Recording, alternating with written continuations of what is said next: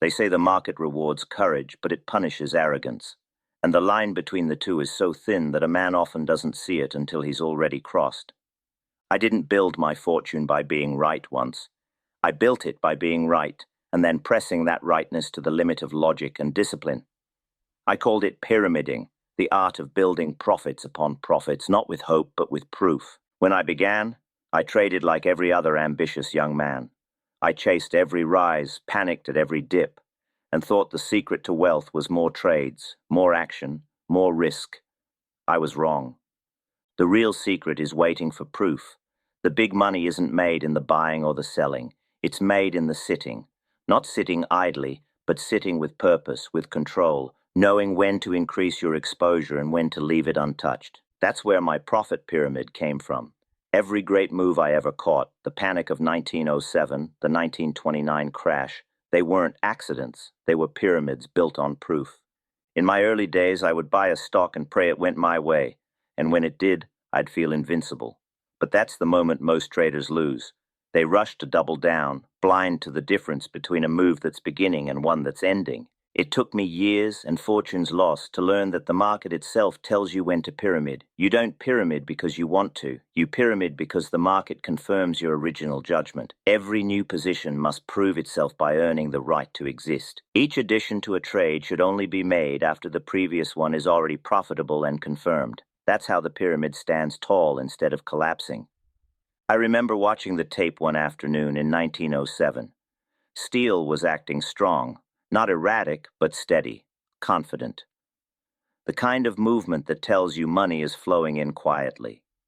I took my first position and waited. Days passed, and the strength held.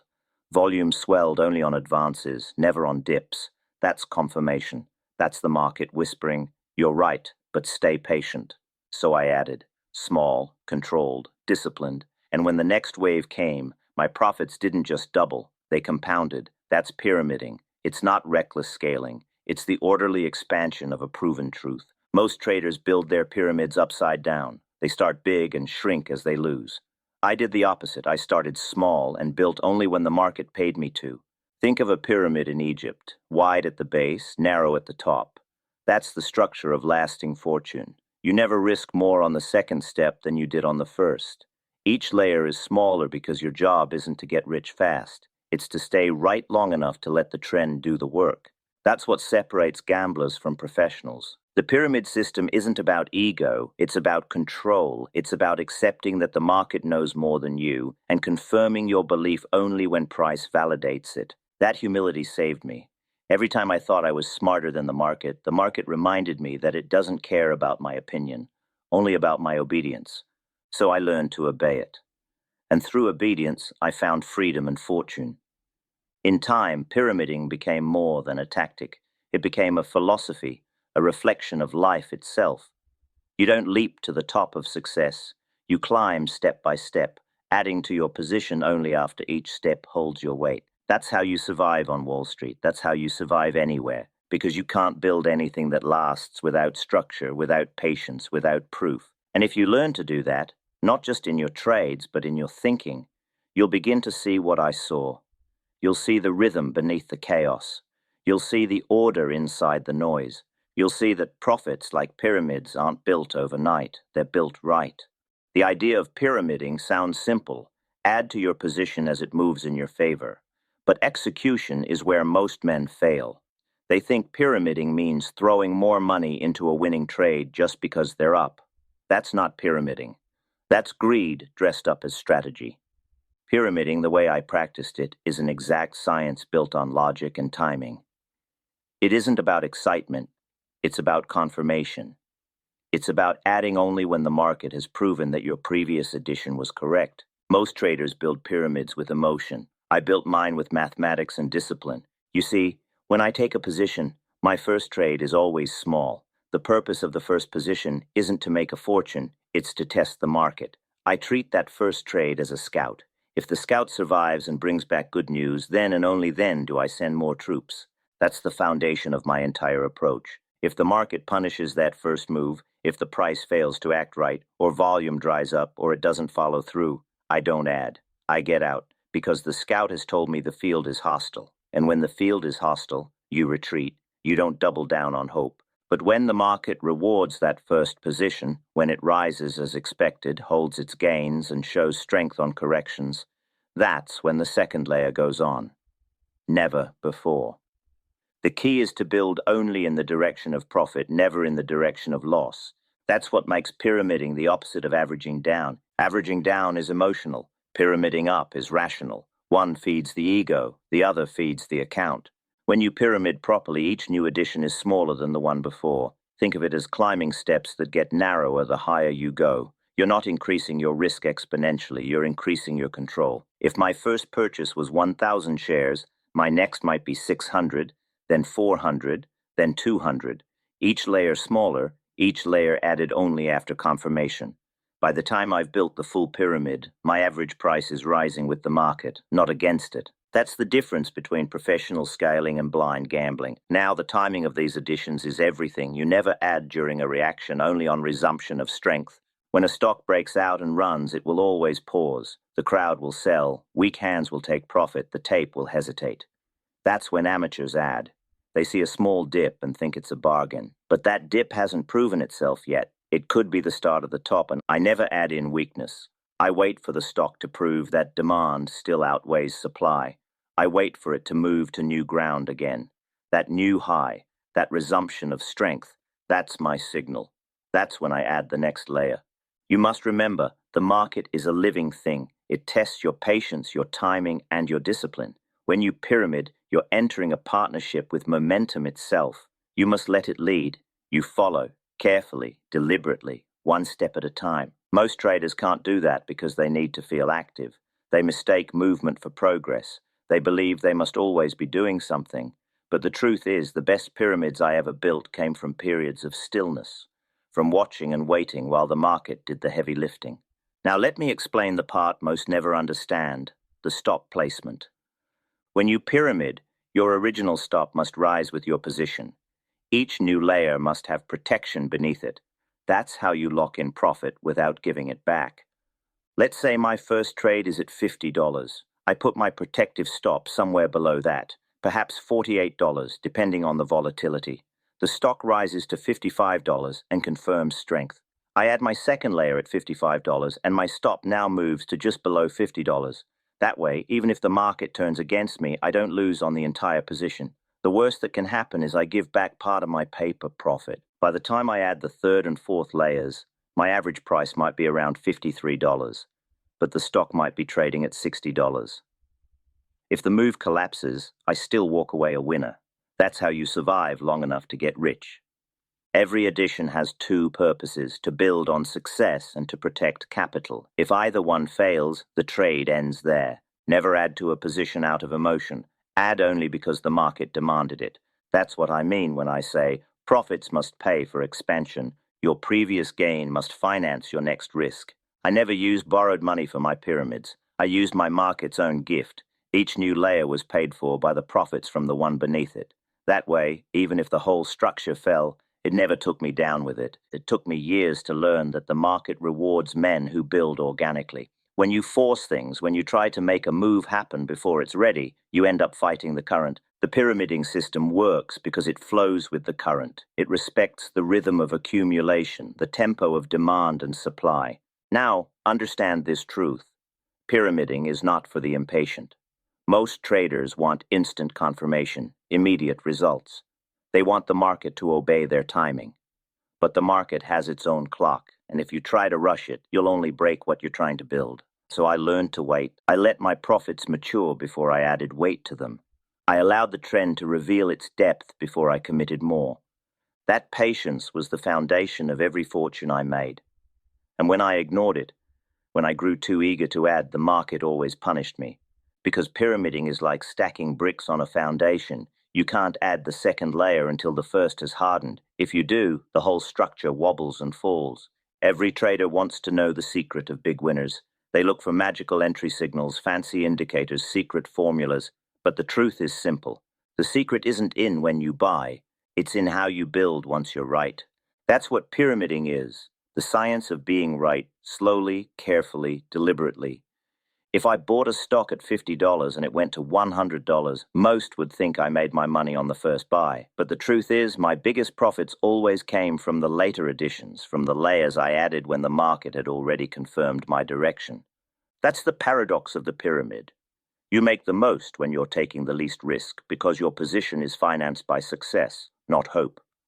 And that's what separates the men who last in this business from the ones who burn bright and disappear. When you understand the mechanics, how to start small, when to add, where to protect, you gain control not only over your capital, but over your own impulses. But mechanics alone aren't enough, because the hardest part of pyramiding isn't knowing when to build, it's knowing when to stop.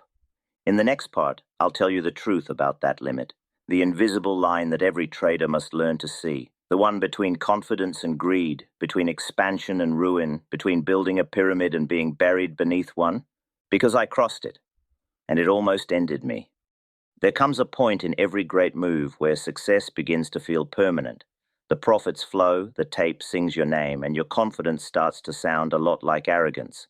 That's the moment the market starts its quiet revenge. You see, it isn't hard to make money in the market. The hard part is to keep it. The hardest part is to know when enough is enough. I learned that lesson the hard way, more than once. After years of refining my pyramiding system, I believed I had mastered the rhythm of the market. I believed that as long as I followed my rules, nothing could touch me. But there's one rule no man can ever forget. The market is bigger than you. It doesn't matter how well your pyramid stands. One storm too many, and the sand shifts beneath it. When a trade works and every new layer adds profit, your greatest enemy becomes the illusion of control. You begin to believe you can't lose. You begin to think the trend owes you something. That's when traders stop following the system that made them rich. I did that once. I kept adding to a winning position long after the market had stopped confirming my judgment. The movement had slowed, the momentum was fading, but I told myself it was just a pause. I added anyway. I broke my own rule. When the reversal came, it didn't whisper, it roared. The same market that built my pyramid began to dismantle it, piece by piece. And because I had ignored my own signals, because I had grown too sure of myself, I watched profits that took months to build vanish in days. It wasn't the market that betrayed me, it was my lack of discipline. So I rebuilt. Not just my fortune, but my rules.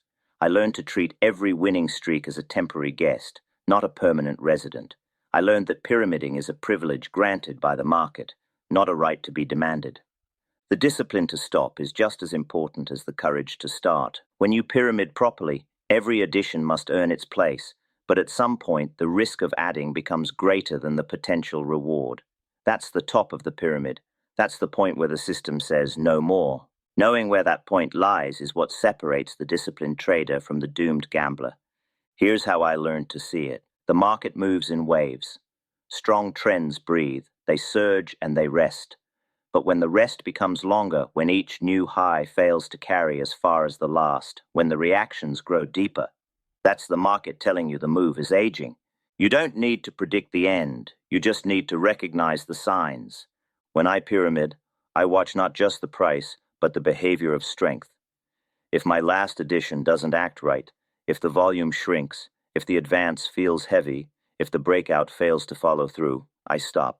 No hesitation. That's my signal that the market's generosity is closing. I never let a profitable pyramid turn into a monument of regret. The purpose of pyramiding isn't to conquer the market, it's to ride it for as long as it allows, then step off gracefully. Every great move in my career had a beginning, a middle, and an end. The middle is where the money is made. The end is where discipline is tested. And when that end comes, you don't argue, you don't hope, you don't pray. You take what the market gave you and step aside before it takes it back. That's the discipline that saved me. And I've seen men lose everything because they didn't know how to stop adding. Their pyramids grew taller, but their foundations never strengthened. They forgot that every addition increases not just profit, but risk. The market has a cruel sense of balance. It gives just enough to make you greedy, then takes it back to remind you who's in charge. That's why my final rule was simple. Build when confirmed, stop when questioned. If the market hesitates, I hesitate. If the move weakens, I stop adding. If my conviction feels too strong, I question it. Because in this business, overconfidence is the first step toward ruin. It took me years to understand that the true art of pyramiding isn't in the adding, it's in the restraint. A disciplined trader adds with the market, not against it. He stops not when he's tired, but when the market stops rewarding his judgment. Every time I obeyed that rule, I kept my fortune. Every time I disobeyed it, I lost it.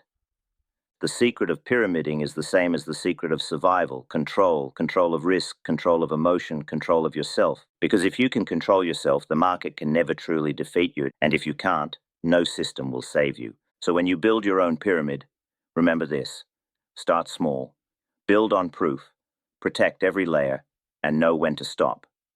Don't aim to be right all the time.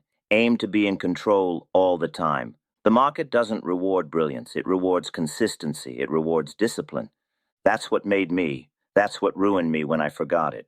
And that's what I leave to you. Don't chase every opportunity. Don't fight every turn. Let your profits pay for your expansion, and let your patience protect your success. You'll find that pyramiding, when done right, isn't just a trading method. It's a way of living. You start small, you build on strength, and you stop when you've proven enough. That's how you stay in the game long enough to win. I built and lost fortunes in this business, but the lesson that stayed with me was simple. Never let success make you deaf to discipline. When you've built your pyramid and the market is still climbing, remember, it isn't your genius that's making you rich. It's your obedience to the rules. Break them, and even the strongest pyramid crumbles. Keep them, and you'll build something that lasts, not just profits, but wisdom. And that, my friend, is worth more than any fortune you'll ever make. If you've listened this far, and you're serious about building discipline, not just dreams, start by practicing structure in your own trading. If you want a place to apply that discipline where rules matter and risk is controlled, check the link in the description. I've partnered with a firm that funds disciplined traders, the kind who build carefully and think long term. Remember, the pyramid starts with one brick. Start yours today.